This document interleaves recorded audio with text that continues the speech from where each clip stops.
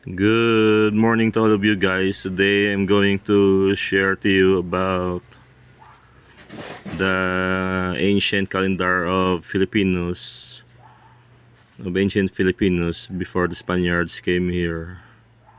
And this calendar was probably used by the Itas or Negritos, or by Malays, or by both Malays and Itas together. So here is the interpretation of the Spaniards when they came here of the calendars of ancient Filipinos, when they as they as according to their description. And this is from another book, a source from a book that is Spanish. So according here, Chronologia Filipina, Appendice J, El Calendario Filipino. So it is written in Spanish. De las muchas pruebas y mis testimonios que tenemos para demostrar que poseemos ya mucho antes del pampasamente titulado Descubrimiento de Magallanes, nuestra propio lenguaje, civilización, etc. Podemos incluir la existencia del calendario filipino con vocablos filipinos que indican los meses y días a saber. So that's the words, sentences in Spanish, guys, but sorry, I don't understand much about Spanish language, and maybe we could check translator later. So here are the months of ancient Filipino calendar as interpreted by the Spaniards during the time of Magellan. So we have from Spanish, enero, Pebrero, Marzo, Abril, Mayo, Junio, Julio, Agosto, Septiembre, Octubre, Noviembre, Diciembre. And their equivalents in Filipino months, ancient Filipino months, where lalong, dagang kahoy, dagang bulan, kiling, himabuyan, kabay, dapadapon, lubad-lubad, kang gurasol, bagyo-bagyo, panglot nga jutay, panglot nga dako. And here's the weeks. The weeks according to the interpretation of Spaniards from the ancient Filipino calendar. In Spanish, it is Domingo, Lunes, Martes, Miércoles, Jueves, Viernes, Sabado. While in ancient Filipino, it's Tagorka, Damason, Dakotgot, Dakot-dokot, Baylo-baylo, Danghos, Hingot-hingot, Ligid. So actually, guys, this name of weeks in Spanish, but in English, this is Sunday, Monday, Tuesday, Wednesday, Thursday, Friday, Saturday, Sunday. And the name of weeks in English was actually derived from the pagan gods of Germany, or by the Teutons. I'm going to show you. So here it is, guys. According to another book, that the name of weeks in English was our list of Teutonic gods and the days of our week today. And here, the Teutons substituted a few of their own gods instead of planets for the names of days. This was before the time of Christ. The names stuck, and we've had them ever since. So below is a list of the Teutonic gods in the days of our weeks. sun, because those early pagans, they worship the sun. The Sunday is named after the sun. Monday after the moon. Tuesday after their pagan god Thu. Wednesday after their pagan god Woden. And Thursday according to their pagan god Thor. Friday according to the name of their pagan god Frigg. And Saturday Saturn or Saturn.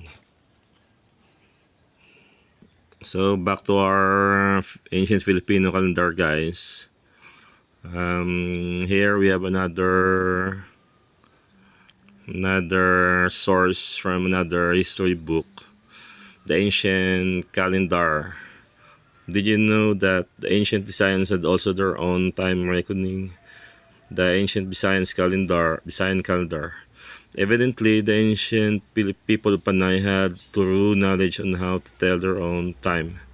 Their system of telling time was basically Julian. Their calendar had 7 days in a week and 12 months a year. Ancient names of days.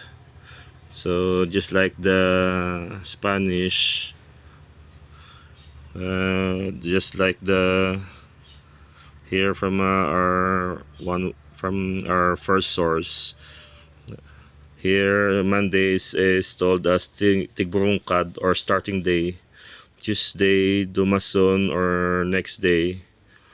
Wednesday is Dukot-Dukot or work is busiest. Thursday, Bailo-Bailo or exchange or market day.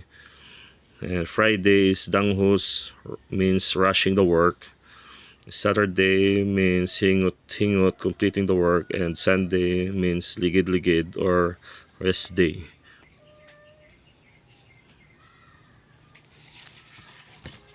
And for the continuation, the important times of the day were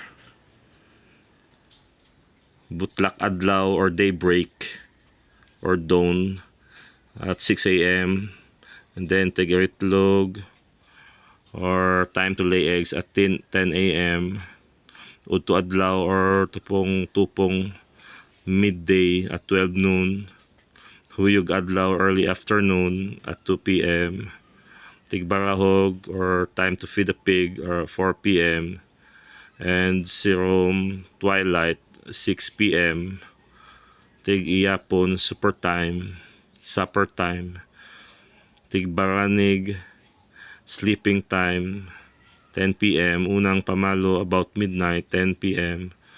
Tungang gabi midnight 12 p.m. Ikarawang pamalo past midnight 2 a.m. Ikatlong pamalo morning time 4 a.m. Tigbrugta wake up time at 5 a.m. So here's the ancient names of the months. So in Julian calendar, some of the months are named after the name of their emperors and pagan gods too. January is in honor of their pagan god Janus, and February, I forgot the other where this name of the months, but all I know is that these months were named after their pagan gods and emperors. July is in honor of Julius Caesar, and Augustus Caesar.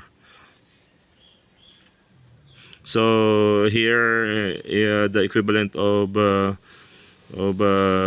Julian calendar January is Ulalong in the ancient Filipino calendar. Ulalong, which is 31 days. February is Dagang Kahoy, 28 days. Dagang Bulan. Dagang Bulan is 31 days. April, Kiling, 30 days. May, Himbayuan, 31 days. June is Kabay, 30 days. July is Hidapdapan, 31 days. August is Lubadlubad, 31 days. Lubad, I mean. September is Kangolsol, 30 days. October is Bagyo, 31 days. And November, Panglot Yutay, 30 days. December is Panglot Dako, 31 days.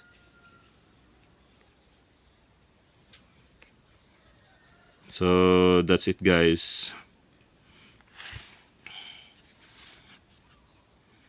So here are our sources according to this book. History of Panay, Interesting Facts about West Visayas, and Almanaki Panayana.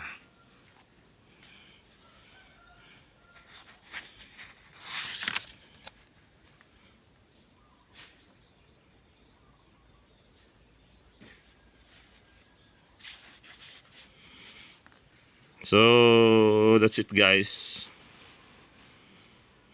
Hope you enjoy this vlog, guys, about the ancient Filipino calendar and before the Spaniards came here.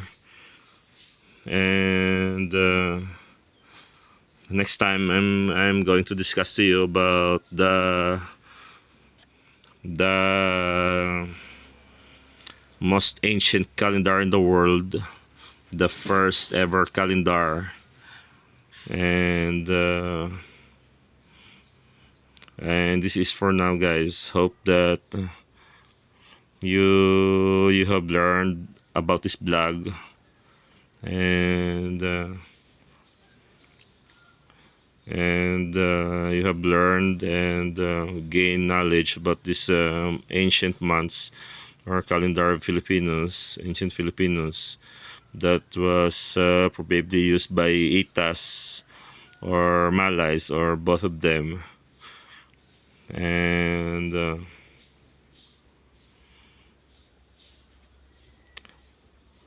possibly they had this calendar of theirs after the confusion of languages from the Tower of Babel, or possibly we just don't know.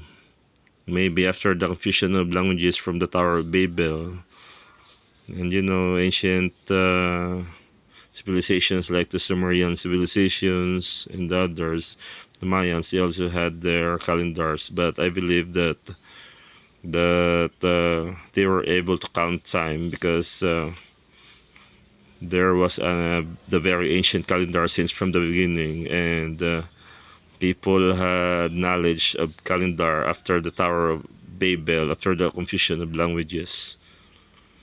But of course, the Gregorian and the Julian calendar were made by Romans. But these people, they honor they worship the sun. And solar calendars usually are in honor of the sun, and the worship of the sun was started by Nimrod on the Tower of Babel.